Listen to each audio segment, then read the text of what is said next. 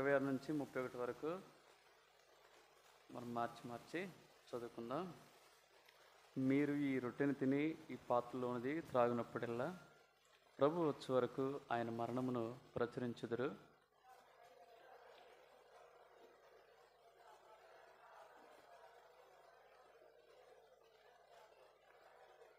కాబట్టి ప్రతి మనుష్యుడు తన్ను తాను పరీక్షించుకొనవలెను. అలాగ చేసి ఆ రొట్టెని తిని ఆ పాత్రలోనిది త్రాగవలెను.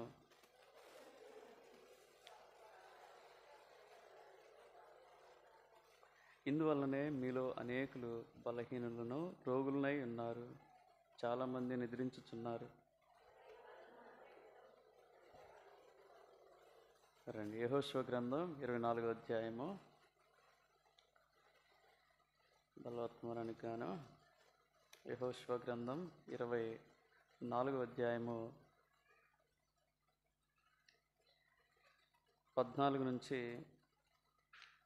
18 వరకు మార్చి చదువుకున్నాం. కాబట్టి మీరు యెహోవా యందు భయభక్తులు కలవారై ఆయనను నిష్కపటముగాను సత్యముగాను సేవించుచు, మీ పితరులు నది అద్దరిని ఐగుప్తులో సేవించిన దేవతలను తొలగద్రోసి యెహోవానే సేవించుడి.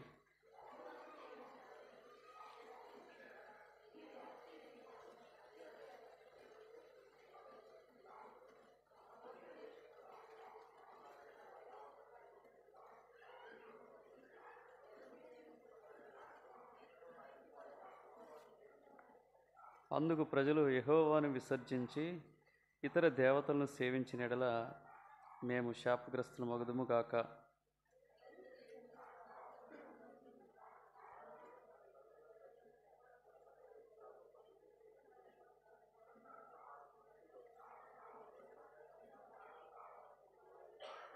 యెహోవా ఆ దేశంలో నివసించిన అమోరీలు మొదలైన ప్రజలందరూ మన ఎదుట నిలవకుండా వారిని తోలివేసినవాడు. యెహోవానే సేవించదము, ఆయనయే మా దేవుడని ప్రత్యుత్తరం ఇచ్చిరి. ఫ్రెండ్స్, దేవుని సహాయం కొరకు ప్రార్థన చేసుకుందాం. ప్రేమల తండ్రి యేసు ప్రభువా, ఇంతవరకు మీ దాసుని బలపరిచి మా గమనానికి తీసుకొచ్చిన మాటలను బట్టి వందనాలు తండ్రి. మరి ఎంత గొప్ప దేవుడు ప్రభువా.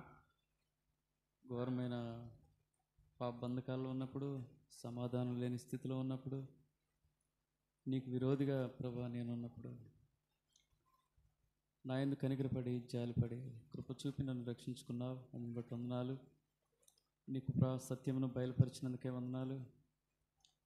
కృపా కనికరం కలిగి నన్ను అనేక పర్యాలు ఆదరిస్తున్న కారణాన్ని బట్టి వందనాలు. నీ కృపా బాహుల్యంతో నన్ను నడిపిస్తున్న విధానాన్ని బట్టి వందనాలు చెల్లిస్తూ, నా పట్ల నీ సంఘం పట్ల తండ్రి, మరి నా కుటుంబం పట్ల నువ్వు చూపుతున్నటువంటి అనుగ్రహ ఐశ్వర్యాన్ని బట్టి మిమ్మల్ని ఎంతగానో స్తుతిస్తూ, ఏమిచ్చినా రుణపాత్రను ఒప్పుకుంటూ నా స్తుతి ఆరాధన యేసు ప్రభు నామమున మీకే చెల్లిస్తూ, ఈ సమయం ముందు చదువుకున్న లేఖన భాగాన్ని దీవించి ఆశీర్వదించండి, విరిచి మాకు వడ్డించండి. నిష్ప్రయోజకమైన దాసుని, వేషధారిని, కపటిని, అపవిత్రమైన పెదవులు అంతరంగాన్ని కలిగిన వాడిని తండ్రి, నా తలంపులు బొత్తిగా ప్రభా చెడిపోయినవని మీ సన్నిధిలో మీద ఒప్పుకుంటూ నన్ను రక్త ప్రోక్షణ క్రిందికి తెచ్చుకుంటుండగా మీరే ప్రభు నన్ను కడిగి పవిత్రపరిచి నాకును నీ ప్రజలకును కావలసిన మాటలు మీరు అనుగ్రహిస్తున్నామని, ఈ మాటల వెలుగులో మా జీవితాలు పరీక్షించుకొని యోగ్యమైన విధానంలో బలలో చేయటానికి కావలసిన సహాయం మాకు దయచేస్తున్నామని, మహిమా ఘనత ప్రభావాలు మీకే చెల్లిస్తూ, నీ వైపు చూస్తూ, మీ మీద ఆధారపడచ్చు, మీ ఆత్మ సహాయంనే కోరుచు, యేసుక్రీస్తు వారి ఉన్నతమైన నామంనే వేడుచున్నాం తండ్రి, ఆమేన్.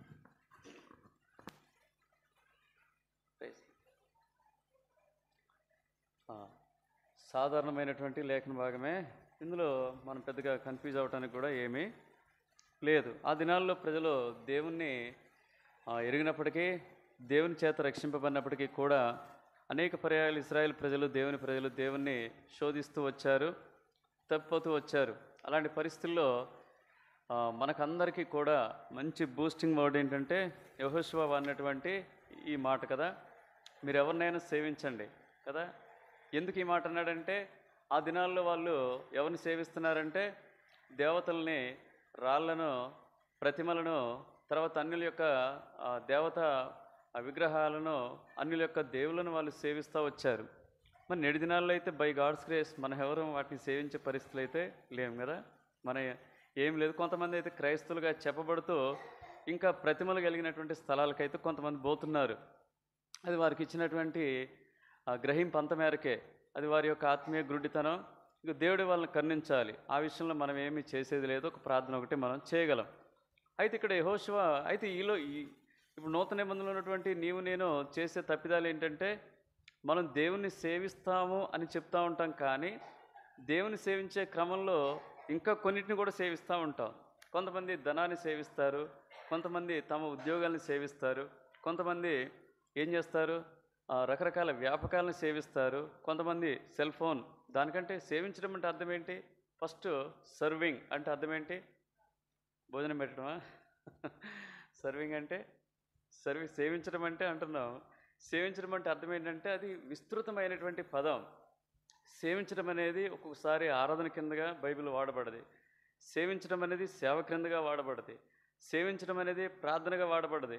సేవించడం అనేది విశ్వాస జీవితాన్ని కొనసాగించడంగా భావించబడింది. సేవించడం అనేది భక్తి చేయటం. ఒక మాటలో చెప్పాలంటే ఏం చేయొచ్చు కదా, మొత్తం one shot for all birds, భక్తి చేయటం కదా. భక్తి చేసే క్రమంలో కదా యెహోషువ ఒక తీర్మానం చేసుకున్నాడు, మీరు ఎవరినైనా సేవించండి, మీ జీవితంలో మీకు ఏదైనా ప్రాధాన్యత కలిగినటువంటి విషయంగా ఉండనివ్వండి, అయితే నా మటుకు నేను నా కుటుంబం యెహోవాను మాత్రమే సేవిస్తామని మంచి తీర్మానం చేసుకుంటూ వచ్చాడు.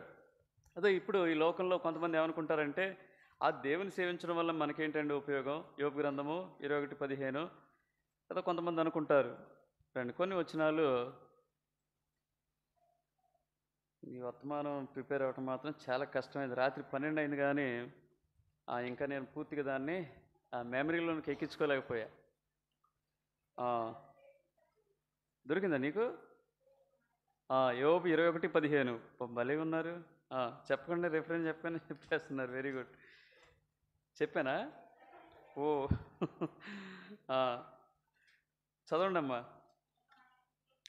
మేము ఆయనను సేవించుటకు సర్వశక్తుడగు వాడెవడు, మేము ఆయన గురించి ప్రార్థన చేయట చేత మాకేమి లాభం కలుగును అని వారు చెప్పుదురు. వారి క్షేమము వారి చేతిలో లేదు, భక్తిహీనుల యోచన నాకు దూరముగా నుండును గాక. సరే, మనం ఎవడో వాడు వీడు అనంలే, కానీ కొంచెం అగౌరవంగా ఉంటాం దేవునితో కదా. అట్లనే వాళ్ళు ఉన్నారా? యెహోవా ఎవడనే వాళ్ళు ఉన్నారా? లేరు కదా. అంత సాహసం ఎవరో చేయలేము. పోయి ఎవరైనా కొలిమిలో తలపెడతారా చెప్పండి? అంత సాహసం మనం చేయంగానే కొంత సాహసం చేస్తాం. దేవుణ్ణి సేవించే క్రమంలో కొంత వెనకబడుతనాన్ని మన జీవితంలో కనపరుస్తాం కదా. సేవించే క్రమంలో ఏముంటాయంటే వాక్యం చదువుకోవటం ఉంటుంది, ప్రార్థన చేయటం ఉంటుంది, అవునా, నియామకుడికి రావటం ఉంటుంది, ఆ తర్వాత స్వార్థ ఉంటుంది, తర్వాత సహాయం ఉంటుంది, ఆ తర్వాత ఉపవాసం ఉంటుంది, ఆ తర్వాత అనేక రీతులుగా ఏముంటుందంటే సేవించే క్రమంలో ఇవన్నీ కూడా అంతర్లీనంగా ఉంటాయి. వీటిలో మనం వెనకబడి ఉంటాం కదా. నిజంగా మనం సేవిస్తే దావీదు సొలొమోనుతో అంటాడు, ఎలా సేవించాలని దావీదు సొలొమోను కోరతాడంటే, రండి మొదటి దినవృత్తాంతాలు 28:9. సొలొమోనా, నా కుమారుడా, నీ తండ్రి యొక్క దేవుడైన యెహోవా అందరి హృదయములను పరిశోధించువాడును, ఆలోచనలన్నిటినీ సంకల్పములన్నిటినీ ఎరిగిన వాడునై ఉన్నాడు. నీవు ఆయన తెలుసుకొని హృదయపూర్వకంగాను మనఃపూర్వకంగాను ఆయనను సేవించుము చాలు.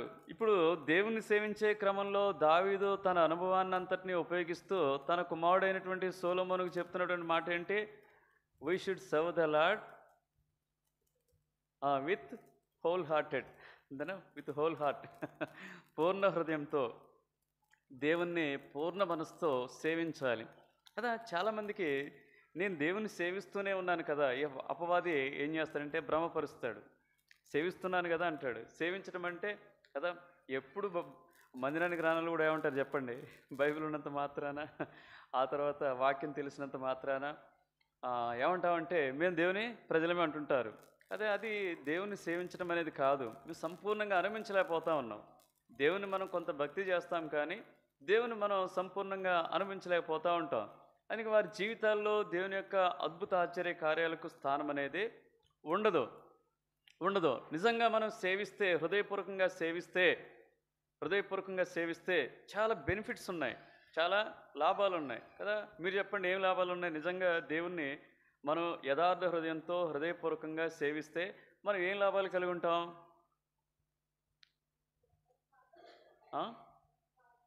మంచి మార్గంలో నడుచుకుంటాం. ఇంకా లాభాలే చెప్పండి. Very good. మంచి మార్గంలో నడుచుకుంటాం అనేది లాభమేగా. ఆయన కృపగా మనం పాత్రలు అవుతాం. ఇంకా ఆయన నిర్దోషిగా ఆయన మనకు తోడుగా ఉంటాడు. Very good. ఇంకా వాక్యంలో ఉన్నవి చెప్తారు ఎవరైనా అని చూస్తున్నా. నా నా ఆశ ఏంటంటే ఇందులో ఉన్నవి ఏమైనా చెప్తారేమోనని కదా. అసలు అంటాడు కదా, మేము సేవించుచున్న దేవుడు మమ్మల్ని రక్షించుటకు కదా. మళ్ళీ ఏం చేస్తారంటే దేవుడు అన్ని విధాలుగా రండి బెనిఫిట్స్ చూద్దాం, తర్వాత ఎలా సేవించాలో చూద్దాం. దానియేలు 6:16-17 వచనాల్లో లేదా 17 వచనం చదివేయండి. మనం నిజంగా ప్రభువుని సేవిస్తే ప్రభు ఏం చేస్తాడంటే మనల్ని రక్షిస్తాడు. 3వ అధ్యాయం 17 వచనం.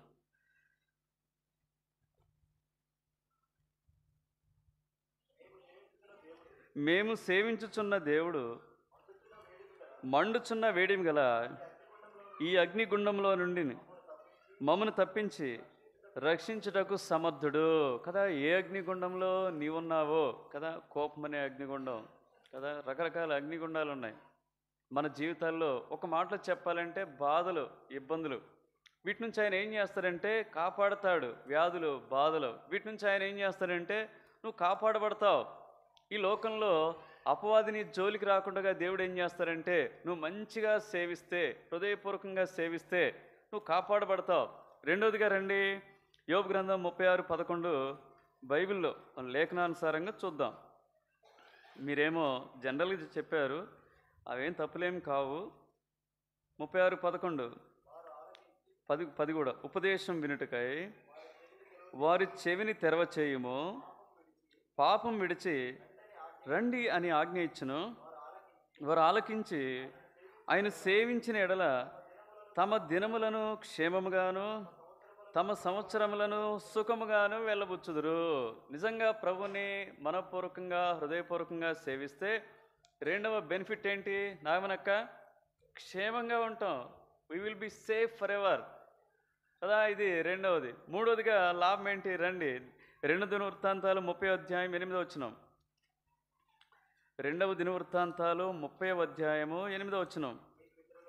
మీ పితరుల వలె మీరు అవిధేయులుగాక యెహోవాకు లోబడి ఆయన శాశ్వతంగా పరిశుద్ధపరచిన ఆయన పరిశుద్ధ మందిరంలో ప్రవేశించి మీ దేవుడైన యెహోవా మహోగ్రత మీ మీద నుండి తొలగిపోనట్లు. అంటే అర్థం ఏంటంటే ఆయన సేవిస్తే దేవుడు మనపైనటువంటి కోపాన్ని ఏం చేస్తాడంటే తొలగించుకుంటాడు. మనపైనటువంటి ఉగ్రతని ఏం చేస్తాడంటే తొలగిస్తాడు, తీసివేస్తాడు. అదేవిధంగా ఆయన కృపకు మనం ప్రసన్నులు అవుతాం. ఇది మూడవది. అపోస్తుల కార్యాలు 26వ అధ్యాయం 7వ వచనంలో చూస్తే మనకు వాగ్దానం చేయబడినటువంటి వాగ్దాన విషయంలో లేదా నిరీక్షణ పొందుటకు మనం ఏం చేస్తామంటే వాగ్దానం స్పష్టంగా రాస్తారు. చూడండి, కొంచెం గజిబిజిగా ఉంది కానీ నా చెప్పటం. 26:7 మన 12 గోత్రముల వారు ఎడతెగక దివారాత్రులు దేవుని సేవించుచు ఆ వాగ్దానం పొందుదమని నిరీక్షించుచున్నారు. చాలు, ఇక్కడ గమనించినట్లయితే నిరీక్షణ విషయమైనటువంటి వాగ్దానం మనం పొందుకుంటాం నిజంగా ఆయన సేవించినట్లయితే. పౌలు అదే అక్కడ ఉద్ఘాటిస్తూ ఉన్నాడు అక్కడ ఉన్నటువంటి అగ్రిప్ప రాజుతో. సరే, ఇది 4వది. సరే, చివరిది చూస్తే ఇక మీరు ఈ రోజు నుండి ఏం చేస్తారంటే తీర్మానం చేసుకుంటారు. ఏం తీర్మానం చేసుకుంటారు? ఇక నేను ఎవరిని సేవించను. ఏంటో చెప్పండి, రండి. ప్రకటన 22:4 తీర్మానం చేసుకుంటారు. ఇక ఏం తీర్మానంలోకి వస్తామంటే ఆయన దాసులు ఆయనను సేవించుచు ఆయన ముఖ దర్శనమును చేయుచుందురు. రోజు యేసు ప్రభుని చూస్తారు. ఎంత గొప్ప ధన్యత అండి కదా! రోజు యేసు ప్రభుని చూడటం అంటే మామూలు విషయం కాదు. రోజు ఆయన తను తాను బయలుపరుచుకుంటాడు, తను తాను ప్రత్యక్షపరుచుకుంటాడు, తను తాను కనపరుచుకుంటాడు. తన ముఖాన్ని మనం తేటగా చూడగలుగుతాం దేవుని వాక్యంలో. ఎంత గొప్ప ధన్యత ఇది! ఇవన్నీ కూడా నిజంగా దేవుని మనం సేవించే క్రమంలో పొందుకునేటటువంటి ఆశీర్వాదాలు. మరి ఎలా సేవించాలి? దేవుని వాక్యం చెప్తా ఉంది. ఎలా సేవించాలి ఇది చెప్పండి. మనపూర్వకంగా సేవించాలి, అయిపోయింది అది. మనపూర్వకంలో ఇమిడున్నటువంటి అంశాలు. మనపూర్వకంగా అంటే మొత్తం అయిపోయింది కదా. మనపూర్వకంగా అంటే అర్థం ఏంటి? హృదయపూర్వకంగా సంపూర్ణంగాని.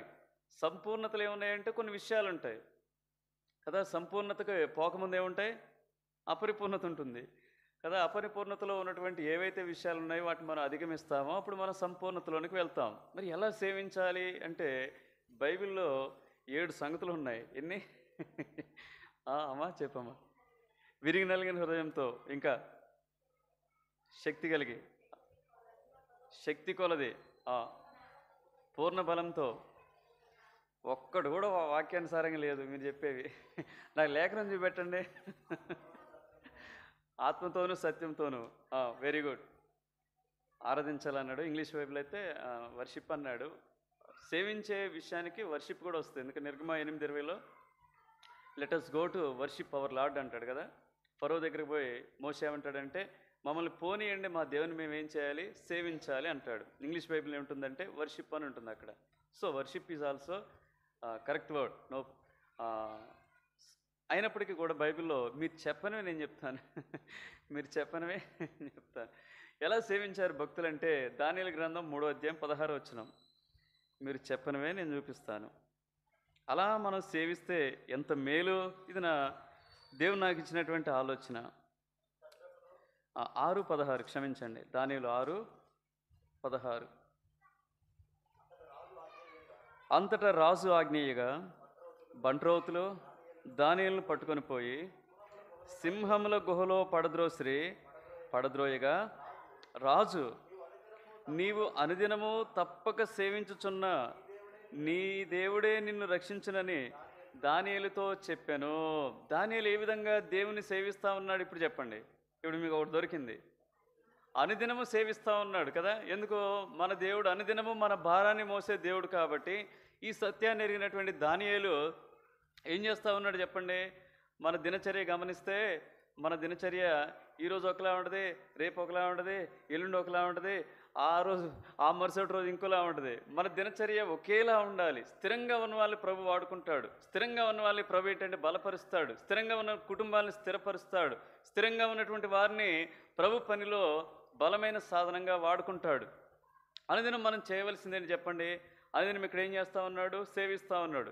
సేవించే క్రమంలో అన్నీ ఉంటాయని చెప్తా వచ్చాను. ఈయన ఏం చేస్తూ ఉన్నాడు సేవించే క్రమంలో? పై వచనంలో దర్యావేష అంటున్నాడు. దర్యావేష ఎవరండి? అన్యుడండి, అన్యరాజు అండి. ఆయన చెప్తా ఉన్నాడు.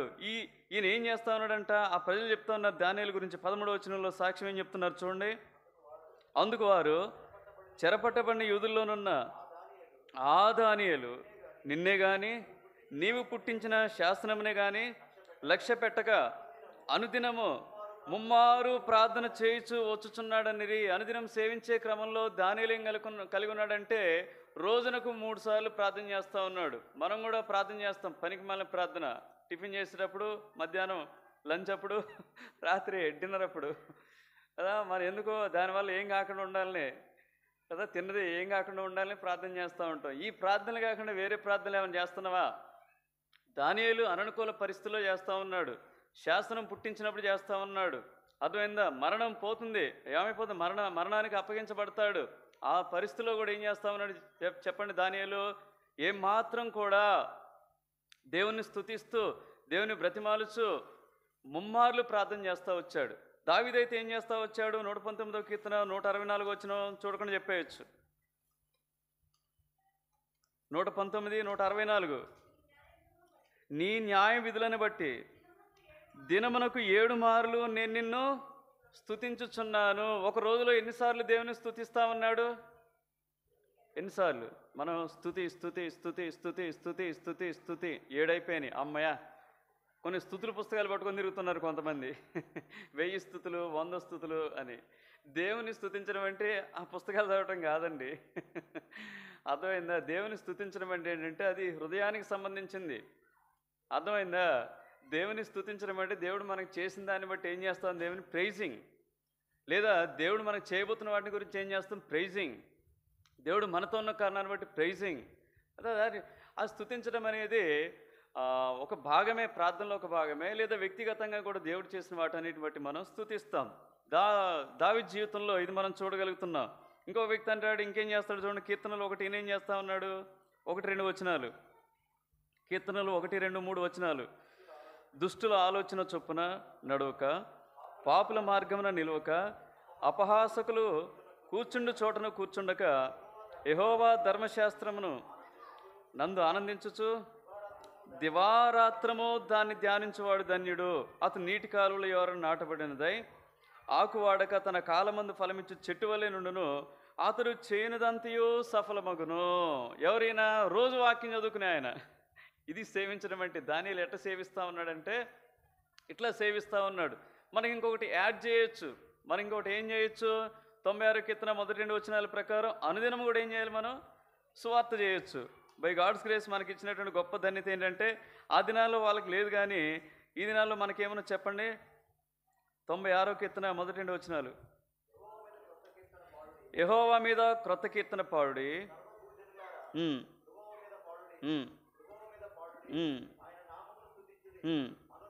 అనుదినము ఆయన రక్షణ సువార్తను ప్రకటించుడి. కదా, ఎంత గొప్ప ధన్యత. ఇప్పుడు ఏం చేయాలి? అనుదినము తప్పక సేవించడం అంటే అర్థం ఏంటంటే అనుదినము ప్రార్థన చేయాలి, అనుదినము ఏం చేయాలి? స్తుతించాలి, అనుదినము వీలైతే సువార్త చెప్పగలగాలి. ఎవరు దొరకపోతే బ్యాంకు వాళ్ళు చేస్తారు, వాళ్ళకి చెప్పండి. బ్యాంకు వాళ్ళు ఫోన్లు చేస్తారు కదా, వాళ్ళకి చెప్పండి సువార్త. అర్థమైంది? ఒక్కరికైనా చెప్పండి, మీ నియమంగా పెట్టుకోండి, దేవుడు మీకు సహాయపడతాడు. తర్వాత అనుదినం వాక్యం. అదే అందుకని ఇప్పుడు అనుదిన వాక్యం చదువుకొని ఉంటే దాదాపుగా మనం 20-30 సార్లు బైబిల్ పూర్తిగా చదువుకునే వాళ్ళం. అట్లా చదవని కారణం చేత ఇప్పటికి కూడా మనం సిగ్గుపడాలి. ఒక్కసారి కూడా బైబిల్ పూర్తి చేసుకోకుండా ఎలా ఉంటామంటే మనం క్రైస్తవులుగా చలామణి అవుతూ ఉంటాం. ఎలా అండి చెప్పండి?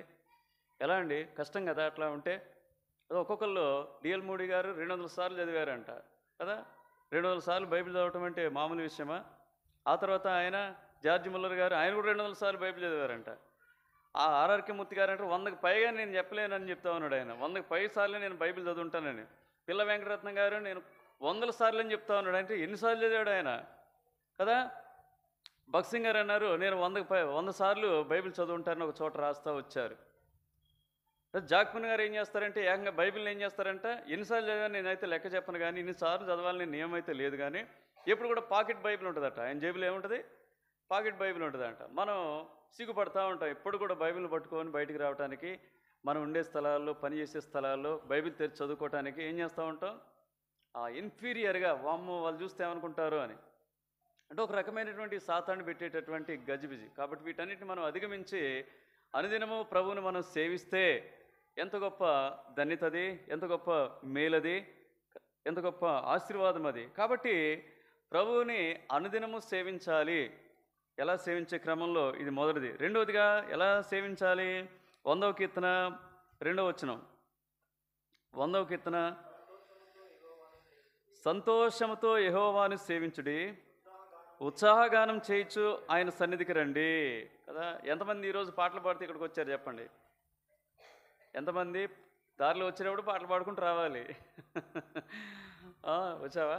వెరీ గుడ్ కదా. ఇట్లా ఇది సేవించడం అంటే అర్థం ఏంటంటే ప్రతిరోజు కూడా దేవుని, ఇక్కడ గమనించండి, దేవుని సేవించే క్రమంలో దేర్ ఆర్ అబ్స్టకిల్స్. ఏముంటాయి? ఆటంకాలు ఉంటాయి, అడ్డంకులు ఉంటాయి, అవునా, ప్రతిబంధకాలు ఉంటాయి. అందుకని ఈ మాట రాస్తా వచ్చాడు కదా. రోజు సేవించడం అంటే మామూలు విషయం అండి? ఎన్ని ఉంటాయి చెప్పండి? మందిరానికి రావాలన్నా కూడా ఒక్కోసారి మనకు ఆటంకాలు ఉంటాయి.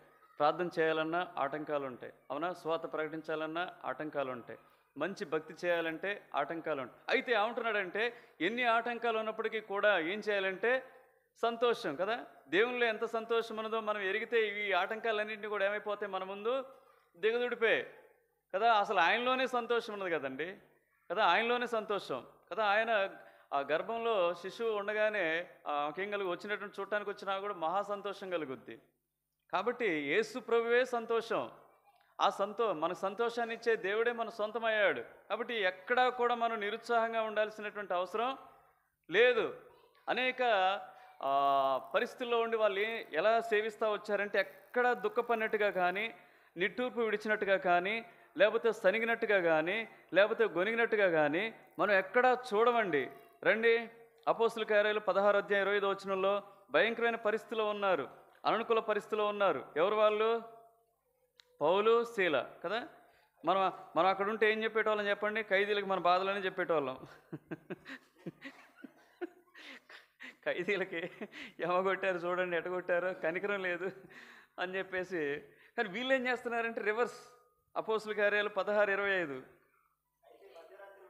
అయితే మధ్యరాత్రి వేళ పౌలును శీలయు దేవునికి ప్రార్థించుచు కీర్తనలు పాడుచు ఉండిరి. ఎవరు పాటలు పాడతారండి? ఏడ్చుకుంటూ పాడేటోళ్ళు ఎవరైనా చూసారా మీరు? చెప్పండి, మీ జీవితంలో ఏడుస్తూ పాడేటోళ్ళని ఒక్క సినిమాలో తప్ప మీరు ఎక్కడ చూడరు అలాంటి వాళ్ళని.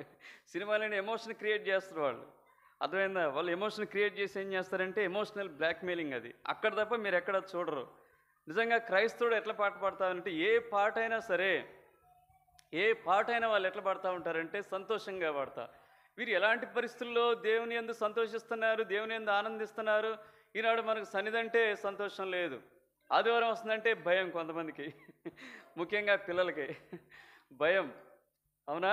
కొంతమంది అప్పుల వాళ్ళకి కూడా భయమే. ఎందుకు? ఆ రోజు వస్తారు, వారం వారం కట్టించుకునేటోళ్ళు వస్తారు కాబట్టి వాళ్ళకి భయం ఉంటుంది. మనమే సంతోషంగా ఉండాలి కదా. ప్రార్థన అంటే భయం, సంతోషం ఉండదు కదా. ఒకవేళ పరిచర్య అంటే సంతోషం ఉండదు, సిద్ధపడటానికి సమయం దొరకదని కదా. వీటన్నిటిని మనం అధిగమించాలి. అధిగమిస్తే దేవుని యందు నిజంగా మనం సంతోషించే వారంగా. ఒక మాట అంటాడు ఇర్మియా గ్రంథం 15:16లో, ఏమంటాడు?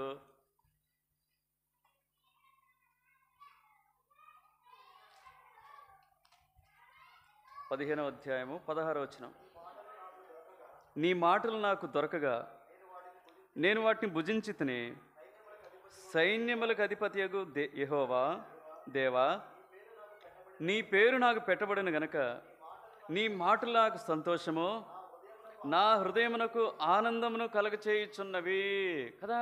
ఎందుకంత బాధ దేవుని ఇంటికి రావడానికి? ఎందుకంత నిర్లక్ష్యం దేవుని ఇంటికి రావడానికి? ఎందుకంత దుఃఖము దేవుని మాటలు వినటానికి? ఇంటి దగ్గర వినో, ఇక్కడ వినో, ఎక్కడా వినో. ఎట్లని మన జీవితంలో చెప్పండి? మన జీవితంలో ఈ సంతోషానికి మనం ఏమవుతాం? దూరం అవుతాం. కానీ ప్రభు ఏమంటున్నాడు? ప్రభు ఏమంటున్నాడు చెప్పండి? ఆయన సేవించే విషయంలో ఎలా ఉండమని చెప్తా ఉన్నాడు?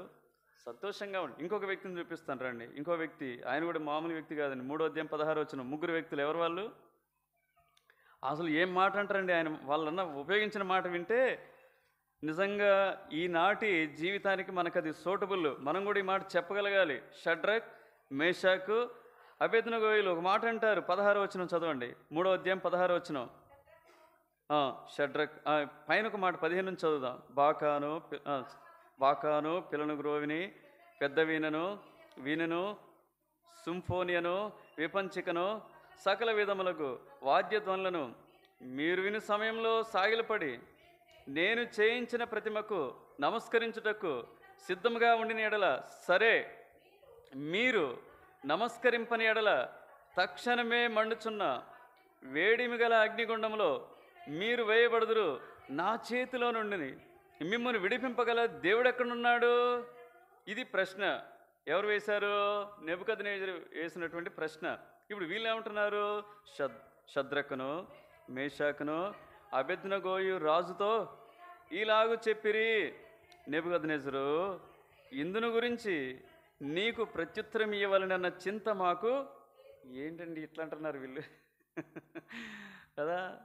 మనం గజగజ వణిగిపోతాం. ఒక సర్పంచ్ వస్తేనే, వారి ఇంటికో సర్పంచ్ వస్తేనే గజగజ వణిగిపోతాం. పోలీసు వాళ్ళు వస్తే ఇంకా భయం ఉంటుంది, ఎందుకో ఎక్కడైనా మేము పొరపాటు చేస్తామా అని కదా. కానీ వీళ్ళు ఏమంటున్నారంటే చేయాల్సిందంతా చేశారు. ఇప్పుడు భయం లేకుండా ఎలా ఉన్నారంటే ఇది సంతోషంగా దేవుని సేవించడం అంటే. వాళ్ళు అన్నారు, ఒకవేళ మా దేవుడు కాపాడకపోయినప్పటికీ మాకు ఏం పర్వాలేదు అన్నట్టుగా మాట్లాడుతూ వచ్చారు. ఆత్మీయ జీవితాల్లో ఈ విధంగా సేవించండి. ప్రభు విషయమై ఎప్పుడు కూడా ఏం దుఃఖపడాల్సిన అవసరం మనకు లేదు. మనం దుఃఖపడుతూ కలత చెందుతూ ఏదో ఆయన కొరకు ఏదో మనం చేస్తున్నట్టుగా తలస్తూ భక్తి చేయాల్సిన సేవించాల్సిన అవసరం మనకు లేదు. ఏ పని చేసినా సంతోషంగా చేయటానికి ఇష్టపడండి. సంతోషంగా సేవిస్తే దేవుడు వారిని ఆదుకున్నాడు. ఇక్కడ వాళ్ళని ఏం చేస్తూ వచ్చాడు? 2 పర్యాయాలు కూడా ఏమయ్యారు? అక్కడ పౌలు శీల అక్కడ రక్షింపబడతా వచ్చారు. ఇక్కడ షడ్రక్ మేషక్ అబేద్నెగోలు కూడా కాపాడబడతా వచ్చారు. నిన్ను కాపాడలేడా దేవుడు? మంచి భక్తిగా సేవిస్తే, సంతోషంగా సేవిస్తే నిశ్చయంగా నిన్ను కూడా కాపాడతాడు. మూడోదిగా రండి, అపోస్తుల కార్యాలు 20వ అధ్యాయం 18-19 వచనాలు. అపోస్తుల కార్యాలు 20వ అధ్యాయము 18-19 వచనాలు. వారితో ఇట్లా నేను ఆసియాలో కాలు పెట్టిన దినము నుండి ఎల్లకాలము మీ మధ్య ఎలాగు అపోస్తుల కార్యాలు 20వ అధ్యాయము 18-19 వచనాలు. నడుచుకున్నో మీరే ఎరుగుదురు. యూదుల కుట్ర వలన నాకు శోధనలు సంభవించినను కన్నీళ్లు విడుచుచు పూర్ణమైన వినయభావంతో నేను ఎలాగున ప్రభును సేవించుచుంటినో మీకే తెలియను. ప్రభును సేవించే విషయంలో మూడవదిగా ఎలా ఉండాలంటే పూర్ణమైనటువంటి తగ్గింపు.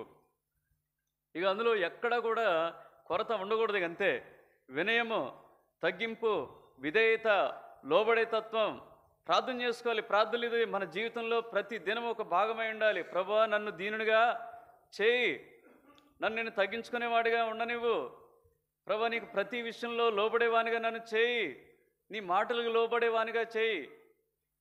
ఇలా మనం ప్రార్థించుకున్నప్పుడు దేవుడు ఏం చేస్తాడంటే మనకు సహాయపడతాడు. ప్రభువే ఎంతగా తగ్గించుకున్నాడు. ఫిలిప్పీ పత్రికలో చూస్తే తండ్రితో కూడా సమానంగా ఉండే భాగ్యాన్ని విడిచిపెట్టాడు. అదో చదవండి, ఫిలిప్పీ 2వ అధ్యాయము 6, 7, 8 వచనాలు.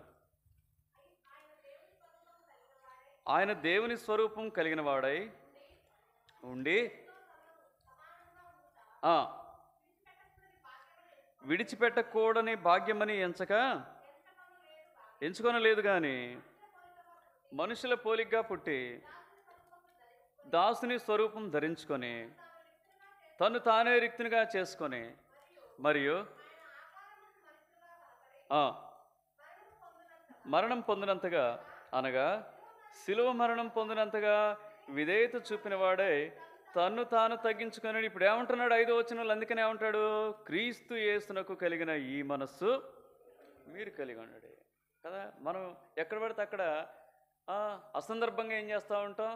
మన దర్పాన్ని, మనకున్నటువంటి జ్ఞానాన్ని, మనకున్నటువంటి బలాన్ని ఏం చేస్తూ ఉంటాం? ప్రదర్శిస్తూ ఉంటాం. అది మనమే ఏం చేస్తూ ఉంటాం అంటే గొయ్యి తీసుకుంటూ ఉంటాం. ఎవరు తీయాల్సిన అవసరం లే, మన గొయ్యి మనమే తీసుకుంటాం. అందుకని అన్నాడు, తాను జ్ఞానిని అనుకునేవాడు ఏం చేయాలంట? జ్ఞానాన్ని బట్టి ఏం చేయొద్దు, ఉప్పొంగవద్దని చెప్తాడు, తలంచవద్దంటాడు. కాబట్టి ఉంది, ఇక్కడ ఉంది, మీకు మీరే బుద్ధిమంతులని అనుకోవద్దు. ఇదే రోమపత్రిక 11వ అధ్యాయంలో ఒక మాట ఉంటుంది. 25వ వచనం చదవండి. సహోదరులారా, మీ దృష్టికి మీరే బుద్ధిమంతులమని అనుకొనకుండునట్లు కదా. ఈనాటి తలంపు ఏంటంటే, ఈనాటి తలం మాకు అంతా తెలుసు. ఎందుకట్లా అంత తెలిస్తే మన ఎందుకు ఎక్కడ ఉంచుతాడు చెప్పండి? మనం ఎక్కడో ఉండేటోళ్ళం. ఎక్కడ ఎందుకు ఉంటాం చెప్పండి? ఇక్కడ ఉన్నామంటే అర్థం ఏంటంటే వీఆర్ లెర్నర్స్ అంతే. ఇక్కడ ఉన్నామంటే అర్థం ఏంటి చెప్పండి? నీకు బాగా తెలుసుంటే నేను ఇంకో చోటు ఉంచుతాడు. ఎక్కడో నిన్ను ఏం చేస్తాడంటే ఏదో రకంగా నేను ఖాళీ ఉంచడు. వీఆర్ లెర్నర్స్ అని అర్థం. కాబట్టి మనం ఈ తగ్గింపు అనేది అన్నిట్లో చూపెట్టాలండి. దేవుని మందిరంలో చూపెట్టాలి, ఇంట్లో చూపెట్టాలి, పని చేస్తున్న స్థలంలో చూపెట్టాలి, సమాజంలో చూపెట్టాలి, అర్థమైంది ఎక్కడైనా చూపెట్టాలి కదా. విజయవాడలో గొప్ప దైవజనుడు ఆయన ఉన్నాడు, ఆయన మీకు తెలుసు. ఆయన దగ్గర అంట ఒకసారి గొడవ అనమాట. ఏం గొడవ అంటే, అక్కడ ఉన్నటువంటి వాళ్ళు ఎవరంటే ఉద్యోగస్తులు, మ్యాక్సిమం ఎవరు వస్తారంటే ఉద్యోగస్తులు వస్తారు. అక్కడ చేపలు వేయటానికి ఇద్దరి మధ్య గొడవ వచ్చిందంటే, ఏం వేయటానికి? మనం ఇక్కడ ఇప్పుడు ఈ గొడవలు ఇప్పుడు రావు మన దగ్గర. బాత్రూమ్ వేయటానికి, చేపలు వేయటానికి, ఆ తర్వాత చెప్పుల స్టాండ్ దగ్గర ఈ గొడవలు వస్తున్నాయంట. ఆయన అంటున్నాడు, దేవుని స్తుతించాడంట, ప్రభు ఈ గొడవలను బట్టి ఏం పెద్ద సమస్యలేం కావాలండి, అవి ఎవరికైనా నష్టం తీసుకొచ్చేవి కావు. కానీ ఆ పోటీ చూడండి, వారి జీవితాల్లో వినయం కానీ, వారి జీవితాల్లో తగ్గింపు కానీ గమనించమని చెప్తాడు ఆయన. మీకు తెలుసు కదా ఎవరు? జయరాజు నిమ్మానీలన్న. ఆయన చెప్తా ఉన్నాడు అనమాట. ఇలాంటి చిన్న చిన్న విషయాల్లో మా దగ్గర పోటీ పడుతున్నారు అంటే దేవుని సేవించే క్రమంలో మేము ఏమని చెప్తున్నాం, బాత్రూంలో ఏమని మేము గడిగొచ్చామని మీరు గడగాల్సిన పని లేదు, కానీ మీ మీ మీ ఏమంటారు, మీకు అందుబాటులో ఉన్నటువంటి మీరు చేయగలిగినటువంటి పనులు మీరు చేయండి. అక్కడ నుంచి మొదలు పెట్టాలా అంటే ఇక అట్లా కదా, అనిల్ అంబానీ కానీ ముఖేష్ అంబానీ కానీ ఆస్తులను నమ్ముకొని ఎక్కడ చేయాలి, మళ్ళీ పెట్రోల్ బంక్లో పని చేసుకోవాలి. ఎందుకు? ధీరుభాయ్ మన ఎక్కడి నుండి మొదలు పెట్టాడు జీవితాన్ని? పెట్రోల్ బంక్లో మొదలు పెట్టాడు. కాబట్టి ఇది అందరికీ వర్తించదండి, అందరికీ సాధ్యమయ్యేది కాదు.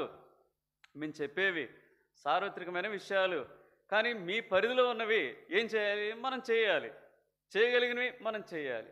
అది నేను అనేది. అంతేగాని అక్కడి నుంచి మొదలు పెట్టాలా, నేను సేవకుని అవ్వాలంటే అవసరం లేదు. నీకు అందుబాటులో ఉన్నవి నువ్వు చేయగలిగినవి చేస్తే చాలు. ఇలాంటి పోటీతత్వం, ఇలాంటి ఏ విషయాల్లో తగ్గించుకునే విషయంలో 3 బెనిఫిట్స్ ఉన్నాయి కదా. దేవుడు ఏం కోరుతా ఉన్నాడు, మీకు 600 అంటాడు, మీరు దీనముగా ప్రవర్తించటే కదా నేను కోరుతున్నాను అంటాడు. అది ఇంకో చోట వినయం గలవారి వద్ద ఏం చేస్తానంటాడు, యెషయా 57:15లో నేను నివసింప కోరుచున్నాను అంటాడు. వినయం గలవారి వద్ద ఆయన ఏం చేస్తాడు, నివసిస్తాడు, వారి హృదయాల్లో ఉంటాడు. నివసిస్తాడంటే ఆయన నివసించేది ఎక్కడ ఇప్పుడు? ఎక్కడ? మన బెడ్రూమ్లోనా? మన హృదయాల్లోనే నివసిస్తాడు ఆయన.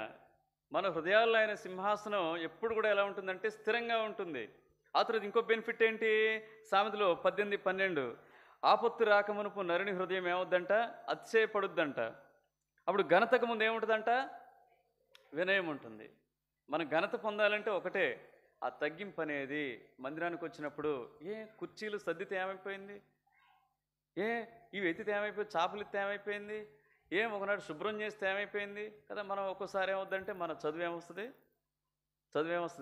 ఆటంకంగా మారిపోద్ది ఒక్కోసారి. అందుకనే మన వాళ్ళంతా చదువులు ఏం చేస్తారు చెప్పండి, నిజమైన సేవకుడు ఏం చేస్తాడంటే తన డిగ్రీలు ఏం చేయడు బెటర్. ఈనాడైతే మామూలు డిగ్రీలు కాదండి, రెవరెండ్ కదా, బీబీటీహెచ్ పక్కన ఎంబీటీహెచ్. ఎందుకవి 4 గీసుకోవటానికి కూడా పని చేయవు. తీరాగరికి ఏమన్నా వచ్చి నువ్వు సరిగ్గా బోధిస్తున్నావంటే అది బోధించడే ఇట్లాంటివన్నీ పెట్టుకుంటూ ఉంటారన్నమాట. ఇవన్నీ పనికిరావు. దేవుని పని చేయటానికి యేసు ప్రభు శిష్యుల పాదాలని అడిగాడు.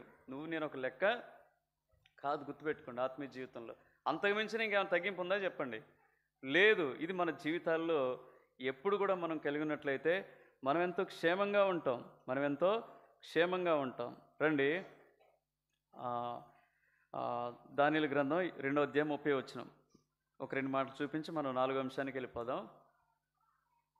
నేను లోతుగా ఎక్కువ సిద్ధపడటానికి నాకు సమయం దొరకలేదు. జస్ట్ నేను అవుట్లైన్స్ అయితే తీసుకున్నాను. ప్రభుచిత్తం అయితే మరొక పర్యాయం ఎప్పుడైనా ఈ వర్తమానం యొక్క పూర్తి వర్తమానాన్ని మీతో పంచుకుంటాను. 2వ అధ్యాయం 30వ వచనం, ఇతర మనుషులందరికంటే నాకు విశేష జ్ఞానం ఉండటం వలన ఈ మర్మం నాకు బయలుపరచబడలేదు. దానియేలు ఏమంటాం, చాలు. దానియేలు అసలు ఎంత కష్టం ఇది చెప్పండి, ఎంత కష్టం ఏంటి అని చెప్పింది. ఆయనేం కలగన్నాడు. ఇప్పుడు రాత్రి కళ్యాణికి ఏం కలొచ్చిందో నాకేం తెలుసు. నేను ఒకటే చెప్తా, ఎందుకంటే సాగర్ అంటే ఇష్టం కాబట్టి బహుశా సాగర్ వచ్చుండొచ్చు కల్లోకి అని చెప్తా. సరే, యేసు ప్రభు కూడా ఇష్టమే కాబట్టి సాగర్తో పాటు యేసు ప్రభు కూడా వచ్చుండొచ్చు అని చెప్తా. మనం ఇమాజిన్ కొంతవరకు చేయగలం. కానీ అక్కడ ఉన్న శకుని గాండ్రు కానీ, గారడి విద్య వారు కానీ, శాస్త్రులు కానీ, జ్ఞానులు కానీ వాళ్ళు వచ్చి ఇప్పుడు ఈ నెబుకద్నెజరు వేసినటువంటి ప్రశ్న ఏంటి, నాకు వచ్చిన కళ ఏంటో మీరే చెప్పండి, ఆ కళ భావం ఏంటో కూడా మీరే చెప్పండి. వాళ్ళే ఉన్నారు, ఇది ఏ మనుషుడి వలన కూడా చేతులు ఎత్తేసారు. ఇట్లా చేతులు ఎత్తేయడం అంటే అర్థం ఏంటి, ఇక మా వల్ల అసలు భూమి మీద ఉన్నటువంటి ఏ మానవుని యొక్క వల్ల కాదు, కానీ దేవుడి వల్ల అవుద్దని నిరూపించిండు దానియేలు. ఇంత గొప్ప సంగతి చెప్పబోయే ముందు ఏం చెప్తున్నాడంటే, తన జీవితంలో ఒక భద్రత ఏం కలిగి ఉన్నాడు, భయం కలిగి ఉన్నాడు. ఒకవేళ నేను హెచ్చించుకుంటానేమో, లేదు నేను హెచ్చించుకోకపోయినా ఎదుటి వాళ్ళు ఏం చేస్తారు, రెడీగా ఉంటారు కదా, అన్న సూపర్ అన్న వాడు కూడా పాడు చేస్తారు, ఎదుటి వాళ్ళు కూడా ఏం చేస్తారు, పాడు చేస్తారు. ఈ భయం కలిగి ఏం చేశాడంటే ఏం చెప్తా ఉన్నాడు, అయ్యా వాళ్ళందరికంటే నాకేదో విశేష జ్ఞానం ఉన్నదని కాదు, దేవుడు నాకు చెప్పలేదు.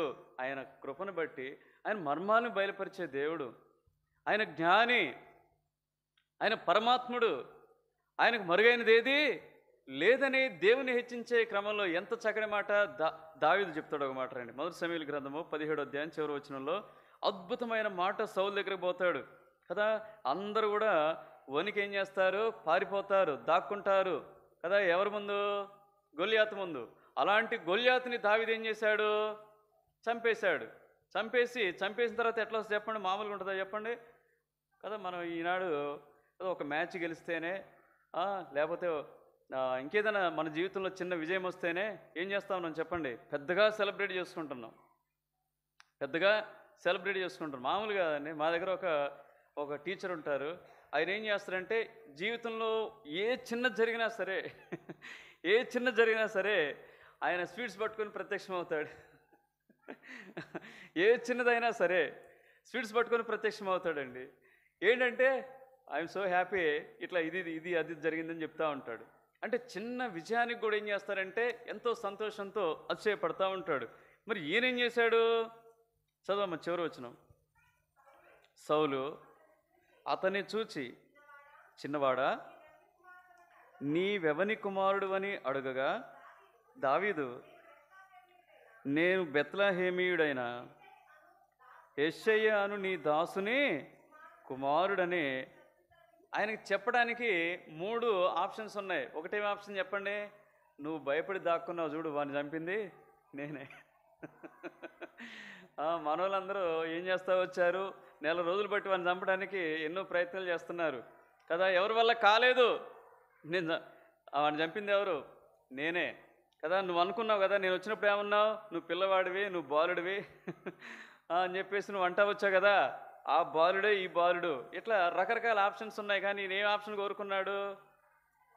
I'm not unworthy, I'm the son of your servant అని చెప్తా ఉన్నాడు. నీ దాసుని యొక్క కుమారుని నేనని చెప్తా ఉన్నాడు. మన ఆత్మీయ జీవితాల్లో ఇలాంటి వినయభావం అనేక పరిస్థితుల్లో నిన్నేం చేస్తుంటే నిన్ను హెచ్చిస్తుంది, నిన్ను ఆదుకుంటుంది, నేను గణపరిచేదిగా ఉంటుంది. రండి మూడోదిగా, కాబట్టి మనం సేవించే విషయంలో పూర్ణ వినయభావంతో దేవుని సేవించాలి. కీర్తనలు 2:11 త్వరగా 10 నిమిషాల్లో. కీర్తనలు 2:11 భయభక్తులు కలిగి యెహోవాను సేవించడి, గడగడ వణుకుచు. మరి ఇది చాలా కష్టం. గడగడ వణుకుచు ఎట్లా సంతోషిస్తారో నాకే తెలియదు. గడగడ వణుకుచు సంతోషాన్ని ఎట్లా ఎక్స్ప్రెస్ చేస్తారో తెలియదు. కొన్ని వచనాలు మనకి అర్థం కావు, కానీ అవి గమ్మత్తుగా ఉంటాయి. సరే, రెండవ భాగాన్ని పక్కన పెట్టండి. మనకైతే దేవుణ్ణి సేవించే విషయంలో భయభక్తులు కలిగి దీని మీద అనేక మాటలు మనం చెప్తాం కదా. బాగా చెప్తాం. దీన్ని వదిలిపెడతాం భయభక్తులనే. అంతే కదా. ఇప్పుడు నచ్చినవన్నీ మనం చూసేస్తున్నాం. కారణం ఏంటి? మనకు భయం లేదు. నచ్చినవన్నీ మాట్లాడుతూనే ఉంటాం, మనకు భయం లేదు. నచ్చినవన్నీ చేస్తూనే ఉంటాం, మనకు భయం లేని కారణం చేతనే కదా. ఓ మాట అంటాడు కదా, వారి కన్నుల ఎదుట దేవుని భయము. రోమాపత్రిక 3వ అధ్యాయము 18వ వచనం. వారి కన్నుల ఎదుట దేవుని భయం లేదు. ఎంతగా మొబైల్తో కానీ, షార్ట్స్తో కానీ, లేకపోతే పనికిమాలిన వాటితో కానీ సమయాన్ని గడుపుతూ ఉంటావు. నిజంగా దేవుని భయం ఉందా నీకు? గడుపుతూ ఉంటాం. దేవునితో ఎంత సమయం గడుపుతూ ఉన్నావు? అది కూడా చెప్పు, రాసుకో. ఒకసారి రాస్తే దేవునితో గడిపే సమయం ఏమైపోద్దంటే ఎక్కడ ఉంటుంది? ఆకాశం అంటుంది. ఎందుకు? త్రాసులు పెడితే ఏది ఎగురుద్ది? దేవునితో గడిపే సమయం ఎగిరిపోద్ది. ఆకాశం అంటుంది. ఈ మొబైల్తోనో, లేకపోతే కంప్యూటర్తోనో, టీవీతోనో, లేకపోతే ఇతర వ్యాపకాలతోనో గడిపే సమయం ఏమవుద్ది? భూమిని అంటుంది. భూమిని నిశ్చయంగా అంటుంది. ఇది మన బ్రతుకు. ఇలా ఉన్నప్పుడు నిజంగా మనం దేవుని యందు భయభక్తులు కలిగినటువంటి వ్యక్తులుగా ఉంటామా చెప్పండి? నిజంగా దేవుని యందు భయభక్తులు కలిగి ఉంటే ఎన్నో ఆశీర్వాదాలకు మనం పాత్రలు అవుతాం. ఆయన కృప పాత్రలు అయ్యే వాళ్ళం. అవునా? ధైర్యంగా ఉండేవాళ్ళం. యెహోవా యందు భయభక్తులు కలిగి ఉండుట. స్త్రీల గురించి అయితే రాస్తా వచ్చాడు. వాళ్ళు ఎవరు? యెహోవా యందు భయభక్తులు గల స్త్రీలు కొనియాడబడుదురు. మిమ్మల్ని ఏం చేస్తూ ఉంటాడు? మీ భర్త వచ్చి ఏం చేస్తూ ఉంటాడు? అబ్బా బాగా చేసావు కూర, బాగా చేసావు వంట, బాగున్నావు ఈరోజు, ఇట్లా కొనియాడుతూ ఉంటారు. ఇక్కడ ఒక్కసారి కూడా నిన్ను ఈ విధంగా ప్రైజింగ్ చేయటం లేదంటే నిజంగా నీకేం లేదు, భయభక్తులు లేవనే చెప్పాలి స్త్రీల విషయమై. ఇంకా భయభక్తులు కలిగి ఉంటే ఏం చేస్తారు? ఏ అపాయం నీకు? ఇక ఒక్క మాటలో చెప్పాలంటే ఒకటి మాట, సామెతలు 19:23 చెప్పొచ్చు. ఏం చెప్పొచ్చు? The fear of Lord's leads to life అంటాడు. ఒక్క మాట, జీవ సాధనం అంటాడు. యెహోవాయందు భయభక్తులు కలిగినుట జీవ సాధనము.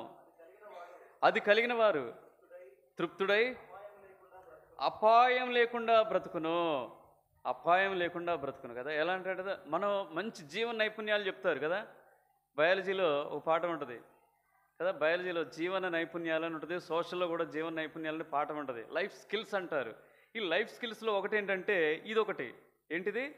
దేవుని యందు భయభక్తులు కలిగి సేవించడం అనేది కదా. సేవిస్తే రండి బెనిఫిట్ ఏంటి? ఇక్కడ మనం మొదటి సమూయేలు గ్రంథం 12వ అధ్యాయము చివరి వచనం చదువుకుందాం. 12వ అధ్యాయం చివరి వచనం.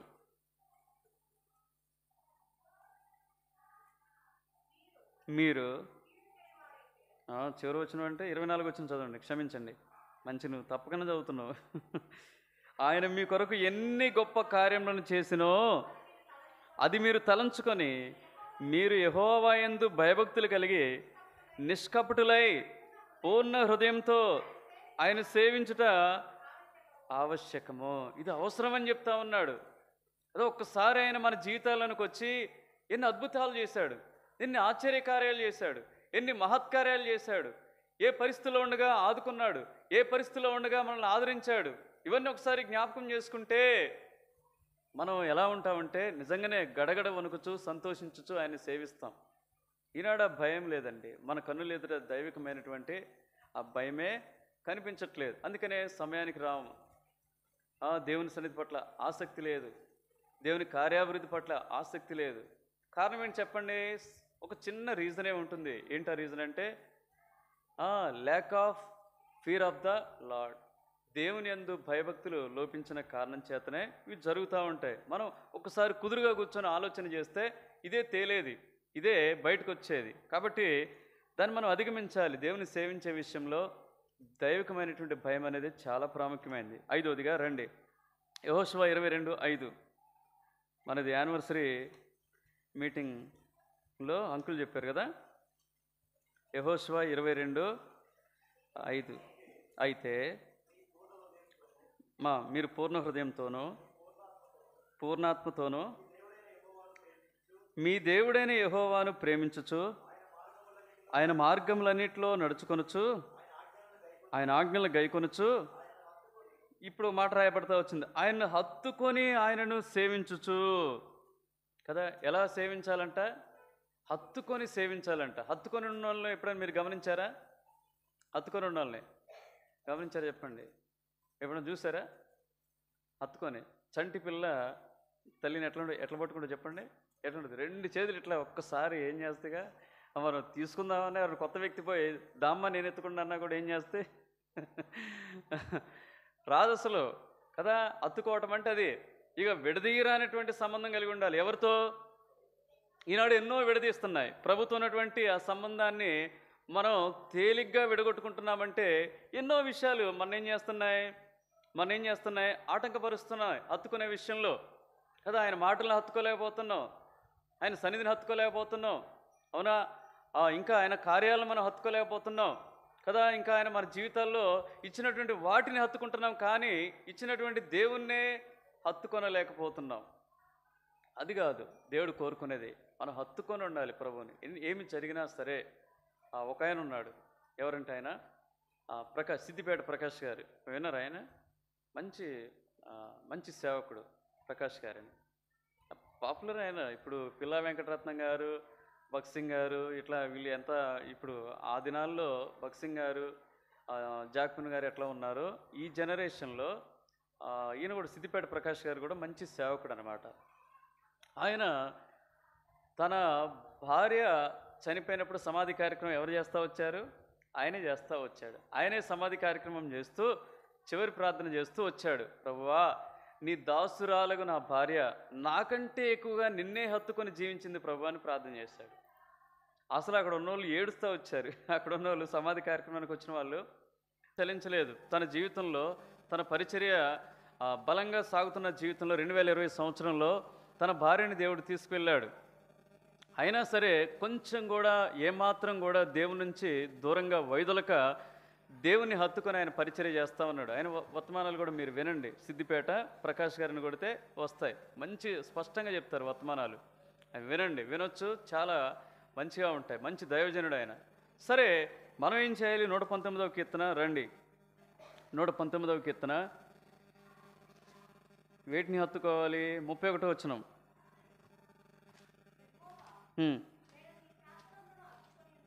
నీ శాసనములను హత్తుకొని ఉన్నాను. మనం కూడా వేటిని హత్తుకొని ఈ లోకంలో జీవించాలంటే ఆయన ఆజ్ఞలు, ఆయన శాసనాలు, ఆయన కట్టడలు. ప్రభువా, ఎల్లప్పుడూ కూడా అవి నా కళ్ళ ఎదుటున్నాయి, వాటిని నేను ఏమాత్రం కూడా జవదాటను అని చెప్పేసి వాటిని నిరంతరం కూడా జ్ఞాపకం చేసుకుంటూ అపవాదిని, లోకాన్ని, పాపాన్ని మనం వ్యతిరేకించేవారిగా, పోరాడేవారిగా ఈ లోకంలో మనం ఉండాలి. ఇంకా రోమపత్రిక 12వ అధ్యాయంలో ఒక మాట రాయబడతా వచ్చింది. 9వ వచనంలో, మంచి 19వ వచనమా 9వ వచనమా?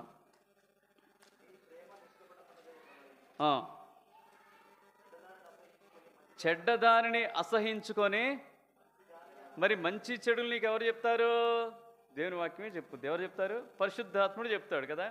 కాబట్టి నీకు తెలుసు ఏది మంచిదో. నీకు తెలియదా? ఇక్కడ కూర్చున్నా నీకు తెలియదా నీ ఆత్మీయ జీవితానికి ఏది మంచిదో? నీ ఆత్మీయ జీవితం వర్ధిల్లాలంటే ఏది దోహదపడుతుందో? నీ ఆత్మీయ జీవితం ఫలభరితంగా ఉండాలంటే ఏవి నీకు మేలు చేస్తాయో నీకు తెలుసు. వాటిని నువ్వు హత్తుకుంటే చాలు, వాటిని నువ్వు ప్రేమిస్తే చాలు, వాటిని నువ్వు అనుసరిస్తే చాలు, వాటిని నువ్వు వెంబడిస్తే చాలు. కాబట్టి ఆత్మీయ జీవితంలో ఇలాంటి అనుభవంలో ఉన్నప్పుడు మనం ఖచ్చితంగా ప్రభుని హృదయపూర్వకంగా సేవించిన వారిగా ఉంటాం. ఆరోదిగా రండి. 2వ తిమోతి పత్రిక 1వ అధ్యాయం 3-5 వచనాలు కలిసి ఉంటాయి. తిమోతి ఆరోదిగా 1వ అధ్యాయం 3-5 వచనాలు కలిసి ఉంటాయి. నా ప్రార్థనల యందు ఎడతెక్క నిన్ను జ్ఞాపకం చేసుకొనొచ్చు, నీ కన్నీళ్లను తలంచుకొని నాకు సంపూర్ణ ఆనందం కలుగుటకై నిన్ను చూడవలనని రేయింబవలు అపేక్షించుచు, నీ యందున్న నిష్కపటమైన విశ్వాసమును జ్ఞాపకం చేసుకొని నా పితరాచారం ప్రకారము నిర్మలమైన మనస్సాక్షితో నేను సేవించుచున్న దేవుని ఎడల. చాలు. మధ్య భాగంలో ఏం ఉపయోగించాడు? I'm serving the lord with good conscience అంటున్నాడు. ఎలాంటి మనస్సాక్షితో నేను దేవుని సేవిస్తా వచ్చానో? నిర్మలమైనటువంటి మనస్సాక్షి. అదే ఎక్కడ దొరుకుతుంది ఇది? ఎలా వస్తుంది మనకు? ఎలా కలుగుతుంది మనకు? మనం గ్రహింపు కలిగి ఉండాలి. నిర్మలమైనటువంటి మనస్సాక్షి ఎలా వస్తుంది మనకు? చెప్పండి. మన మనస్సాక్షి తేటగా ఉండాలంటే, నిర్మలంగా ఉండాలంటే, పరిశుద్ధంగా ఉండాలంటే మనకేంటి? దేవుని వాక్యమే బేస్. ఈ మనస్సాక్షి ఏంటంటే అంతరంగ తీర్పరి, బయట కనపడదు, అంతర్భాగంలో ఉంటుంది. ఇది ఏం చేస్తుంటే కొన్ని దైవిక నియమాలకు లోబడి పనిచేస్తూ ఉంటుంది. రోమపత్రిక 2వ అధ్యాయము టకటక మీకు 2 వచనాలు నేను చూపించి చివరి తలంపులోకి వెళ్దాం. 2వ అధ్యాయము 15వ వచనం. అట్టివారి మనస్సాక్షి కూడా సాక్ష్యమిచ్చుచుండగను, వారి తలంపులు ఒకదాని మీద ఒకటి తప్పు మోపుచు లేక తప్పు లేదని చెప్పుచుండగను. మనస్సాక్షి పని ఏంటంటే, ఇప్పుడు జడ్జిలు, న్యాయాధిపతులు ఏం చేస్తారంటే, వారికి ధర్మశాస్త్రం లా ఉంటుంది. ఆ లాని బట్టి, న్యాయశాస్త్ర పుస్తకాలను బట్టి వాళ్ళు ఏం చేస్తారు? ఆ దోషికి, అంటే ఎవరైతే ఉన్నారో బోన్లో నిలబడ్డ వ్యక్తి దోషో నిర్దోషో నిర్ధారణ వాళ్ళు చేస్తారు. నీవు నేను దోషులమో నిర్దోషులమో నిర్ధారించేది ఏంటంటే దేవుడు మనకిచ్చినటువంటి దేవుని వాక్యం. దేవుని వాక్యం అంటే మన మనస్సాక్షి పనిచేయాలంటే మనకేం తెలిసి ఉండాలి? వాక్యం తెలిసి ఉండాలి. అప్పుడు వాక్యం తెలుసుంటే మనస్సాక్షికి వెలిగింపు వస్తే, మనస్సాక్షికి వెలిగింపు ఉన్నప్పుడు మనం ఏం చేస్తామంటే పరిశుద్ధాత్మ యొక్క దేవునికి మనం లోబడి మనం పని చేస్తాం. అపోస్తుల కార్యాలు 23వ అధ్యాయము మొదటి 5 వచనాలు చూస్తే మనస్సాక్షి ఎట్లా పనిచేస్తుందో ఒక చిన్న ఉదాహరణ చెప్పి నేను ముగిస్తాను. పౌలు మహాసమూహమును తేరి చూచి, సహోదరులారా, నేటి వరకు కేవలం మంచి మనస్సాక్షి కలవాడనై అందుకు ప్రధాన యాజకుడైన అననీయ అతని నోటి మీద కొట్టుడని దగ్గర నిలుచున్న వారికి ఆజ్ఞాపింపగా, పౌలు అతని చూచి, సున్నము కొట్టిన గోడ దేవుడు నిన్ను కొట్టునని నీవు ధర్మశాస్త్రము చొప్పున నన్ను విమర్శింప కూర్చుండి ధర్మశాస్త్రమునకు విరోధంగా నన్ను కొట్టనాజ్ఞాపించున్న. మొదటి ఇక్కడ ఆపండి. దగ్గర నిల్చున్నవారు అక్కడి వరకు ఆపండి, చాలు. ఇప్పుడు ఇక్కడ ఏం జరిగిందంటే పౌలు ఏం చేస్తా ఉన్నాడంటే మహాసభలను ఆయన ఆయన గురించి చెప్తా వచ్చాను, నిందరు నేరారోపణ చేస్తూ వచ్చారు. అయితే పౌలు ఏమంటానంటే నేను మంచి మనస్సాక్షి కలుగున్నాను అన్నాడు. అయితే ఇప్పుడు ఏం చేస్తూ వచ్చారు అక్కడ, ఇప్పుడు ప్రధాన యాజకుడు ఆయన అన్నయ్య ఏమంటే వాడిని కొట్టంటారు అని చెప్పాడు అనమాట. అప్పుడు పౌలు ఏమంటున్నాడంటే, ధర్మశాస్త్రాన్ని పట్టుకొస్తామన్నాడు. ధర్మశాస్త్రాన్ని పట్టుకొస్తూ ధర్మశాస్త్రం ఏం చెప్తుంది, ఇంకా నేరం నా మీద రుజువు కాలేదు, నువ్వు ఎట్లా కొడతావని చెప్పేసి పౌలు కూడా టెంప్ట్ అయిపోయి ఏమన్నాడంటే సున్నం కొట్టిన కూడా అన్నాడు. ఇప్పుడు అక్కడ ఉన్న వాళ్ళు అన్నారు, ఏమన్నారు, వాళ్ళకి తెలుసు పౌలుకి తెలుసు ధర్మశాస్త్రం, వీరు ఎక్స్పర్ట్స్ వీళ్ళు. ఇప్పుడు నీవు దేవుని ప్రధాన యాజకుడని దూషించదవా అని అడిగాను. అందుకు పౌలు, సహోదరులారా ఇతడు ప్రధాన యాజకుడని నాకు తెలియలేదు, నీ ప్రజల అధికారాన్ని నిందింపవద్దని వ్రాయబడి. ఎందుకు క్షమాపణ అడిగాడు పౌలు అంటే, పౌలు వెంటనే మనస్సాక్షి ఏం చేసింది, అవును it is return in the scriptures, లేఖనాల్లో ఇది రాయబడింది కాబట్టి, ఇది చెడ్డది కాబట్టి, ఇది నేను చేయకూడదు కాబట్టి, ఇది నేను అనకూడదు కాబట్టి ఏం చేస్తా వచ్చాడు, అక్కడ క్షమాపణ చెప్పినట్టుగా మనం చూస్తాం. అంటే ఈ కాన్షియన్స్ ఏం చేస్తుంటే మనకు ఏది మంచో ఏది చెడో అదేం చేస్తుంటే డిసైడ్ చేసి నడిపిస్తుంది. అందుకని ఈ మనస్సాక్షిని కొంతమంది ఏం చేస్తూ ఉంటారు, త్రోసివేస్తారు, దాన్ని విడిచిపెడతారు. దాన్ని విడిచిపెడితే నష్టపోతాం. ఎలా, తిమోతి ఇదే పత్రికలో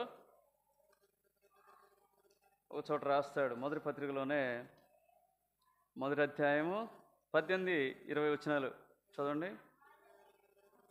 నా కుమారుడైన తిమోతి, నీవు విశ్వాసమును మంచి మనస్సాక్షి కలిగిన వాడవై నిన్ను గూర్చి ముందుగా చెప్పబడిన ప్రవచనముల చొప్పున ఈ మంచి పోరాటం పోరాడవల్లని వాటిని బట్టి ఈ ఆజ్ఞను నీకు అప్పగించుచున్నాను. అట్టి మనస్సాక్షిని కొందరు త్రోసివేసి విశ్వాస విషయమై ఓడబద్దలైపోయిన వారి వలె చెడి ఉన్నారు. వారిలో హుమనయును అలెగ్జాంద్రును ఉన్నారు. వీరు దూషింపబడకుండా శిక్షింపబడుటకై వీరిని సాతానుకు. మనం ఇట్లా ఉన్నావేమో ఒకసారి పరీక్ష చేసుకుందాం. ఇట్లా ఉన్నావేమో, ఇక అయిపోద్ది. ఇక్కడ ఏమైందంటే మనం చెడిపోయిన మనస్సాక్షి వస్తుంది, అపవిత్రమైన మనస్సాక్షి వస్తుంది. ఆఖరికి అది ఎక్కడ దారి చేస్తుందంటే ఇదే 4వ అధ్యాయంలో అంటాడు, వాత వేయబడినటువంటి మనస్సాక్షి కదా. వింటారు, వర్తమానాలు వింటూనే ఉంటాం, కానీ దేవుని వాక్యం పనిచేయదంటే చెప్పేటోడు మంచోడు కాదనా, దేవుని వాక్యం మంచిది కాదనా. నీ మనస్సాక్షి సరిగా లేదని అర్థం. మంచి మనస్సాక్షి ఏం చేస్తుంటే, నేను చెప్పాను కదా, నేను ఎప్పుడు చెప్తా ఉంటాను 84 రూపాయల కథ. ఏంటో 84 రూపాయల కథ, గాంధీ చౌక్ పోయాను, సరుకులు తీసుకున్నాను. ఇప్పుడు కాదు, లాంగ్ ఎగో 8 ఏళ్ల క్రితం జరిగింది. నేను పరిచర్య యెరూషలేంలో చేస్తున్నప్పుడు జరిగింది ఇది. సరుకులు తీసుకున్నాను, వచ్చాను, మొత్తం అయిపోయింది. నేను అన్ని లెక్క చూసుకుంటా, డిమార్ట్ పోయినా ఎక్కడ పోయినా వాళ్ళు ఎక్కువ బిల్లు వేస్తూ ఉంటారు, జాగ్రత్త చూసుకుంటే అట్లనే చూసుకుంటూ ఉంటాను, అన్నీ వచ్చినాయా లేదని చూసుకుంటే నాకు ఒక 84 రూపాయలకు సంబంధించినటువంటి బిల్లు వాళ్ళు వేయలేదు. నేను అనుకున్నాను కదా, ఏం కాదులే, వాళ్ళు ఎన్నో ఇందులో లాభం లాగారు, 84 రూపాయలు పెద్ద సమస్య అనుకున్నాను. కానీ ఏం చేస్తుంటే మనం ప్రార్థన చేసేటప్పుడు కానీ, దేవుని ఆరాధించేటప్పుడు కానీ, దేవుని వాక్యం ధ్యానించుకునేటప్పుడు కానీ, అది ఏం చేస్తే మనస్సాక్షిని ఏం చేస్తూ ఉంటుందంటే గుచ్చుతూ ఉంటుంది. అప్పుడు మనస్సాక్షి చేత నేను 1-2 పర్యాయాలు చెప్పినా సరే నన్ను నేను ఏం చేస్తూ వచ్చాను, సమర్థించుకున్నాను. కానీ 3వ పర్యాయం కూడా 4వ పర్యాయం కూడా పదే ఈ విధంగా వస్తూ ఉంటే అప్పుడు నేనేం చేశాను, సమ్మతించాను. అవును తప్పే, ఇట్లా ఉంచుకోవడం తప్పే అని చెప్పేసి మళ్ళీ నేను బూర్గంపాడు నుండి ఇక్కడికి వచ్చిన తర్వాత ఏం చేస్తూ వచ్చాను, మరి అక్కడికి వెళ్ళి ఏం చేశాను, ఆ 84 రూపాయలు వాళ్ళకి తిరిగి ఇచ్చేసి, బిల్లులో ఇది రాయలేదండి, ఇవి నాకు పొరపాటు మీరు ఎక్కువగా ఇచ్చారంటే ఆయన కిందికి పైకి చూస్తూ ఉన్నాడు. 84 రూపాయలు మీకు తక్కువే కావచ్చు, లేకపోతే ఇట్లా ఎవరు మీకు చేసి ఉండకపోవచ్చు, కానీ నాకు ఒక ఆత్మీయ ఏముందిలేండి అని కొంచెం చెప్పాను. మంచిగా వాసవి కిరాణా షాప్ అని ఉంటుంది గాంధీ చౌక్లో, ఓకేనా. ఆ షాపు ఇప్పటికీ నాకు గుర్తనమాట.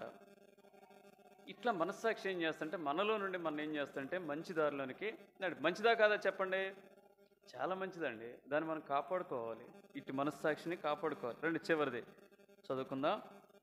రోమపత్రిక 12:11. రోమపత్రిక చివరిది. ఎలా సేవించాలంటే, ఆసక్తి విషయంలో మాన్యులు కాక ఆత్మయందు తీవ్రత కలిగి, అది చివరిది. చూడండి, నేను ఆత్మీయ అంతస్తు పెంచుతూ వచ్చాను కదా. ఎప్పుడైనా వర్తమానం సిద్ధపడేటప్పుడు ఏం చేయాలంటే ఈ క్రమం అవలంబించుకోవటం మంచిది. ఆత్మీయ అంతస్తు ఒక్కొక్కటి పెరుగుతుంది కదా. ఒకసారి 100 కేజీలు బరువు వేసినట్టుగా ఉంది ఇది. 100 కేజీలు బరువు మన మీద పడ్డట్టుగా ఉంది ఇప్పుడు కదా. ఆత్మయందు తీవ్రత గలవారే ఏం చేయాలంటే ప్రభువుని సేవించాలి కదా. ఈ లోకాన్ని చూస్తే ఎంత భయంకరంగా ఉందో. ఒక్కొక్క పండుగ వస్తుందంటే ఏ పండుగ? మన పండుగ కాదు.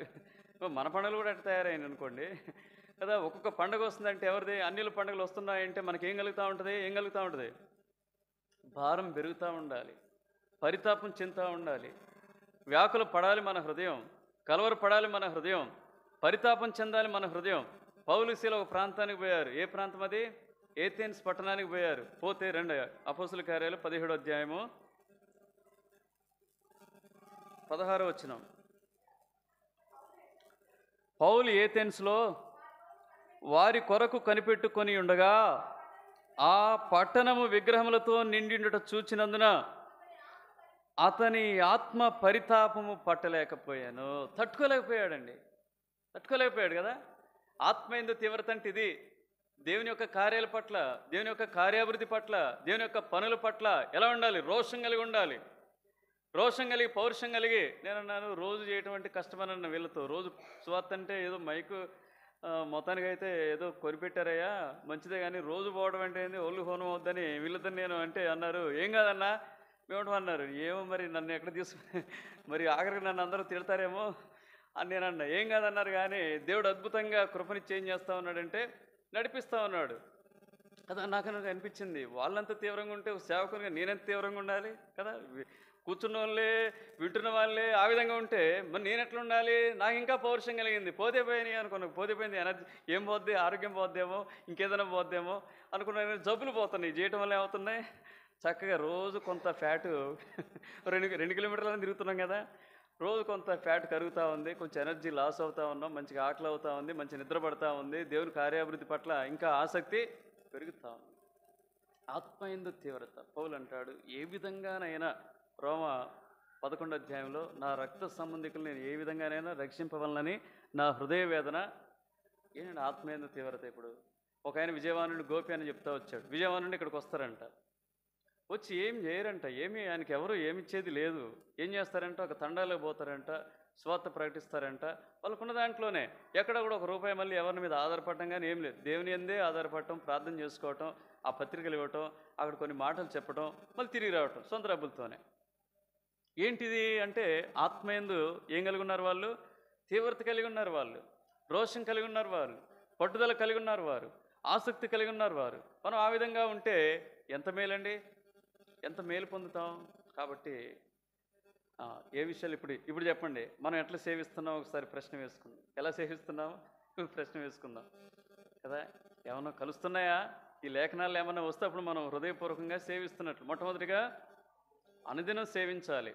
రెండవదిగా సంతోషంతో దేవుని సేవించాలి. మూడవదిగా పూర్ణమైన వినయభావంతో సేవించాలి. 4 భయభక్తులతో సేవించాలి. 5 హత్తుకొని సేవించాలి. 6 మంచి మనస్సాక్షి కలిగి ఉండి సేవించాలి. 6 ఆత్మయందు తీవ్రత కలిగి సేవించాలి. అలా ఉన్నామా? ఒకసారి మనం మన ఆత్మీయ జీవితాలు మరి పరీక్షించుకోండి. ఒకవేళ మనం వీటిలో తప్పిపోతే ప్రభువుని క్షమాపణ వేడుకొని మన జీవితాన్ని సరి చేసుకొని ప్రభు వల్ల పాల్గొందాం. శ్రీరామ్.